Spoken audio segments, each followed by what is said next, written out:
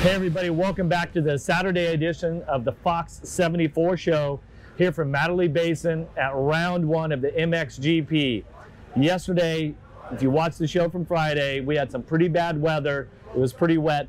Overnight, the winds came up, and check out what happened to the skybox area here. The winds came up, blew the whole thing over, just a massive destruction. That's actually where the 74 studio was going to be for this weekend. So we've had to make some alternate changes. Right now I'm inside of the Rockstar Husqvarna rig, and we're all sheltered from the wind, although the sun is out. So it's going to be a beautiful day here for MXGP. We've got some great guests on today. We're going to start off with TKO, Thomas Kjer Olsen, and a little bit later on after that, we're going to have Tim Geiser. So let's get to it. All right, well, like I promised you, we have Thomas Kjer Olsen as our first guest. Welcome. Thank you. To the Fox 74 show. How's it going so far? It's going pretty good. I'm happy to be here and finally get going. Yeah, lately I've been a little bit sidelined, so I'm just super stoked to just get back on my bike, and rain or shine here, we're gonna go for it. Yeah, crazy weather, huh? I mean, yesterday, tons of rain, it was windy, it was cold, and then overnight, all that destruction with everything, but luckily this rig stayed together. Yeah, exactly. Like, I was trying to stay inside my camper yesterday as much as possible. It was just, the winds were a bit crazy and a lot of rain, but we've seen it before here, and it's gonna be great racing anyway. Like, we got a sick layout here, and I'm excited to be here. So you grew up in Sonderborg, Denmark. Yes. I would have to think that weather like this isn't too foreign for you. Yeah, like in the winter time, it's getting quite rainy there in Denmark too, so, and cold. So I'm not, I'm used to riding in the rain, I would say. Like, I'm not scared of it, and yeah, even the GPs the last couple of years in Belgium too, it's been raining, so it's not something new for us, and yeah, we're gonna prepare the best way we can and go out there. When did you start riding a motorcycle? When did you start riding motocross? I started riding already when I was 3 years old. Oh wow! Yeah, my dad been riding, my brother, my sister even a little bit, and yeah, it just kind of runs in my family, so it was natural for me to just jump into it, and yeah, I grew up looking a lot, like learning a lot from my dad and looking a lot at my brother ride, and older brother. Yeah, older brother. So I could learn a lot from him and kind of just look and ride together with a fast guy. So that helped me out a lot. What was life like in Denmark growing up? Like, do you guys have a motorhome that you'd go to the races in, or I mean, where would you go to race? Was there a lot of tracks local, or were you driving to parts of Europe, mainland Europe? And there was a few tracks in Denmark, and the Danish Championship is also quite a nice race. But I would say to grow up, I was always just kind of thinking like, yeah, the teachers would ask me what I was gonna do if motocross didn't work out, but it was like I didn't know if it was gonna work out, but at the same time I didn't think about what was gonna happen. So it's just kind of like, yeah, we had a motor home to go around in and ride a little bit in Germany and stuff like that. So yeah, I followed my brother around a lot, and yeah, just started riding, and eventually I could see like this is actually going somewhere. And then at that point, that was only when I started thinking like, hey, I can really do something with this. So it wasn't like the typical story where I was always just like, yeah, I'm gonna be professional, but in the end I believed in myself, and I'm here now. So what was it like in 2016 when you won the MX 250 championship? What did that give you some belief that, hey, you know, maybe I have what it takes for this? Yeah, for sure. I would say it already started in like the winter 2015 leading up to 16. I started training with my trainer now, Rasmus Jorgensen, and we went down to the Red Sand facility and just... Oh, and that's in Spain, right? Yeah, in Spain. I hear that place is amazing. Yeah, it is. And like, we could just like ride every day, and that was something I was not used to, because I used to stay in Denmark, you know, and there you have like 4 months off the bike. So that year I kind of like just got back on the bike and was riding all winter, and that really helped me. I think there was some Suzuki guys down there, a lot of GP riders coming in, and I could just like, I started battling those guys, and that's when I really saw like, okay, I want to win this European Championship and then try to get myself in a good position for the GPs. And yeah, that's when I knew is when I started going good in red sand. Now you've had some success here in the MX2 division. You have 3 wins, but your last win was a year ago. Yeah. So almost a full calendar year, or a full season, if you will. I know last season didn't finish up like you wanted to as far as the MXGP and the MX2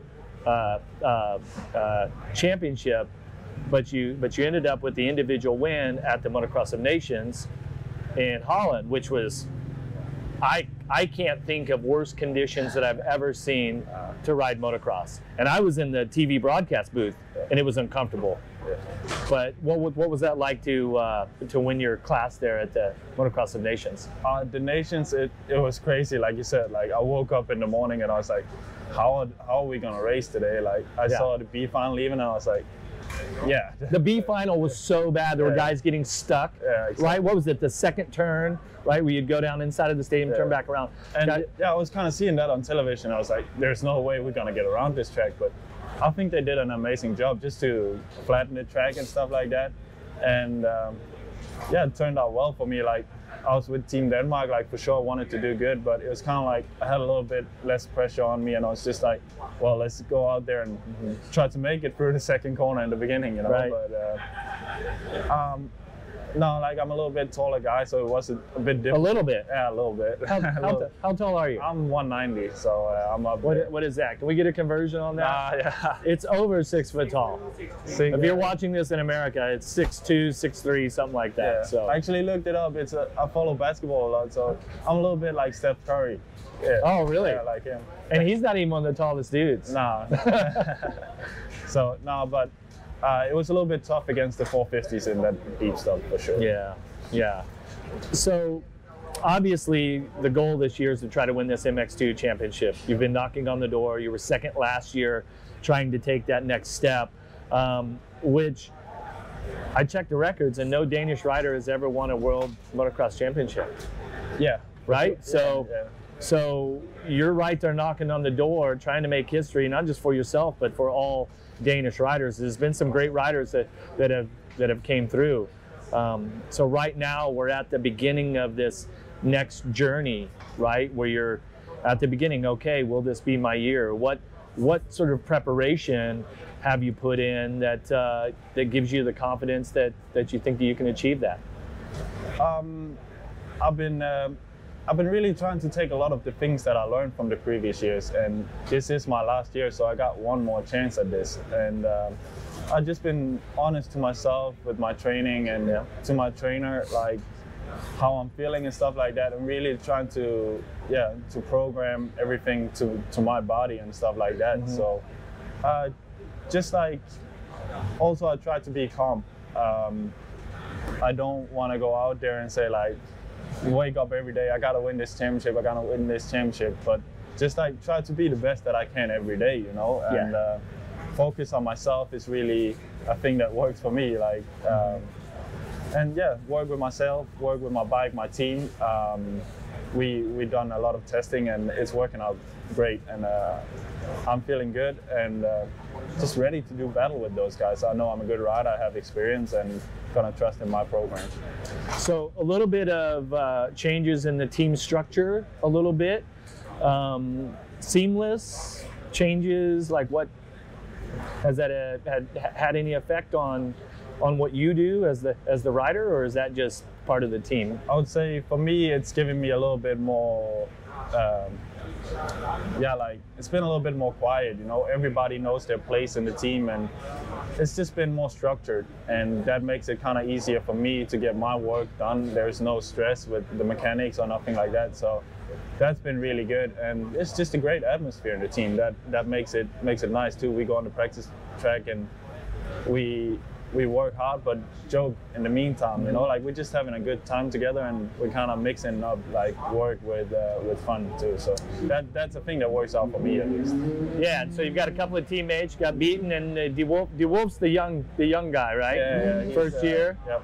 he's a kind of a wild child a little bit. But Oh yeah. yeah, he can sure go fast sometimes in the sand and stuff like that. So he's a little bit annoying sometimes at the practice track. You know, like this young kid is coming up and he's smoking us sometimes. You know. Oh, gotcha. At the same time, we can learn a lot from him too. Like he's got a bit of a crazy style, like crazy lines sometimes. Sometimes you think like, ah, what was that, you know? But other times you're like, ah, I should try that, you know? So it's a bit of fresh stuff. And I would say with Jet, it's just awesome. Like, to be honest, I would say we're pretty much alike with training and stuff like that. And that makes it really good. We can push each other and there's no excuses or nothing. We can just like get to work and do our best every time and push each other. So at that, I'm really happy about my teammates, and it's been working well. You know, we're competitors still, but still having a good time. Well, that's the interesting thing, right? When you look at motor racing, you're on a team, but when you're on the playing field or on the track, you're racing against each other, right? Where if it's football or something like that, you're part of a team and everyone's working towards the same goal. And I've always had to explain that to people over the decades is, well, yeah, you're on a team, but then you're kind of not once you get on the track, right? So, but like this season, who are the riders that here leading into this opening round that you think are the main competition? I'd say we have the guys from last year. Obviously, Jago finished third, and Tom Bial showed good things. So,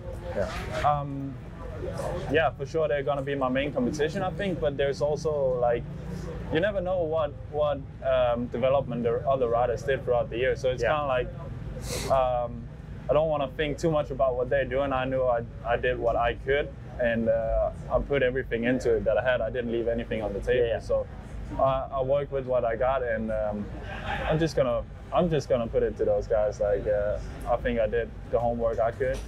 I'm sure they did too. So, what would be in your mind? What do you think is the key to becoming world champion? Now you haven't earned this in the MX2, or you obviously haven't ridden the MXGP yet, but in your mind, what's the main focus? For sure, the main focus is consistency. You gotta be consistently up there, and yeah, I got it handed to me last year with Prado, just like hole shotting every single time. So the start is really important in this class. We go to some tracks that is like difficult to pass on and stuff like that. So if you're buried in the start, it's difficult to move forward and stuff like that. But it's just gonna take strength in sand, mud, like all of those different conditions, and it's a long season, so you gotta stay consistent the whole time, as high up there as you can be, and eliminate the bad days for sure. Last year I had a couple of DNFs, and those kill you. Yeah, those really, they sting a little bit. 25 points gone. Yeah, exactly. So limit the bad days, and just take it day for day, weekend for weekend. Yeah. So you won this event last year. I was calling the race with Paul Malin. You look fantastic. You have good sort of vibes, good mojo coming into this race. You like this course? Yeah, for sure. I think like I've been talking to other riders too, and like, what's your favorite track? And like, I swear like 90% of them it says this is it, huh? Yeah, this is the track. So hopefully we'll get some dry conditions so we can really like get some good flow out there on the track. But it's actually a track that I raced on quite a lot. I think my first race was kind of like must have been 2012 or something like that. So I've been on this track quite a while, quite many times. So I think it's always been a track I did kind of good on. So hopefully this weekend is going to be the same. No doubt. All right. Well, hey, thanks for joining us on the Fox 74 show. We wish you the best of luck. And you never know, by the end of this season, we may be looking at our very first Danish world motocross champion. So good luck. Thank you.